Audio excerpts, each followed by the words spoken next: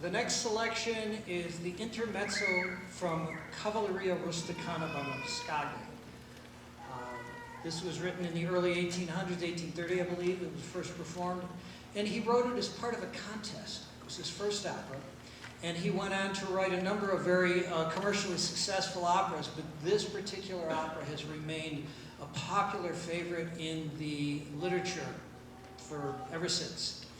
And one of the things about this particular opera, it was part of a movement that was beginning called Verismo, where instead of all of the stories being about kings and royalty and everything else, they started telling stories about everyday people and their struggles and their disappointments. And this story sure has it. It starts with a soldier, Turidu, who comes back to his village, and his old girlfriend, Lola, has gone and married the wine merchant, Alfio. And so he starts dating Santuzza, a local girl there. But then it turns out he goes back and starts visiting Lola again, and Santuzza sees it. And she's very bitter and upset because he's not paying attention. So she tells Alfio. And Alfio challenges Turidu to a duel, a knife fight. And Turidu, in an Italian fashion, goes and not only accepts it with a hug, he bites him in the ear and draws blood, which means that the duel will be to the death. And Alfio was known to be very skilled with a knife.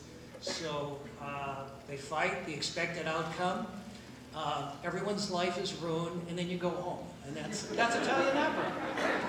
So, but one other thing I'd like to tell you about this intermezzo, this little interpiece here, is that there was a movie by Martin Scorsese called Raging Bull about the fighter Jake LaMotta.